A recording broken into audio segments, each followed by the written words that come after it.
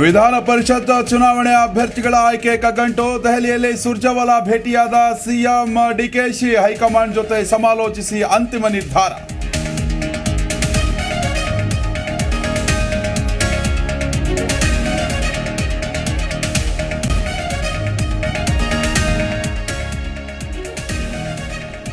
ಸಾವರ್ಕರ್ ಮೇಲ್ಸೇತುವೆ ನಾಮಫಲಕಕ್ಕೆ ಮಸಿ ಪ್ರಕರಣ. ಕಾಂಗ್ರೆಸ್ ವೇಷದಲ್ಲಿರೋದು ಪಿಎಫ್ಐ ಎಂಬುದು ಸಾಬೀತು. ಕೃತ್ಯ ಖಂಡಿಸಿ ವಿಪಕ್ಷ ನಾಯಕ ಆರ್ ಅಶೋಕ್ ಟ್ವೀಟ್ ವಾರ್.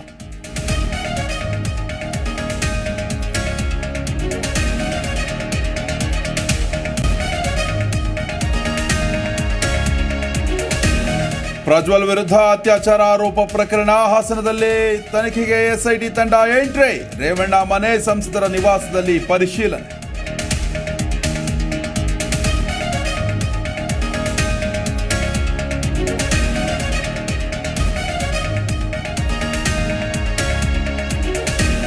ಯಾದಗಿರಿ ಜಿಲ್ಲೆಯಲ್ಲಿ ಮಳೆ ಗಾಳಿಯ ಬರ. ವರ್ಣಾರ್ಭಟಕ್ಕೆ 4 ದಿನಗಳಿಂದ ವಿದ್ಯುತ್ ಸಂಪರ್ಕ ಕಡಿತ. ಕರೆಂಟ್ ಇಲ್ಲದೆ 3 ಗ್ರಾಮಗಳ ಜನರ ಪರದಾಟ.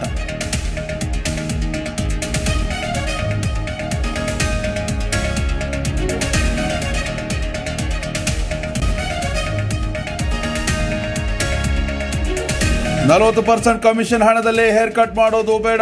ಜೂನ್ 4 ಬಳಿಕ ವಿಜಯೇಂದ್ರಗೆ ಬೇರೆ ಕೆಲಸ ಕೊಡ್ತೀನಿ. ಮೈಸೂರಲ್ಲಿ ಶಿಕ್ಷಣ ಸಚಿವ ಮಧು ಬಂಗಾರಪ್ಪ ಹೇಳಿಕೆ.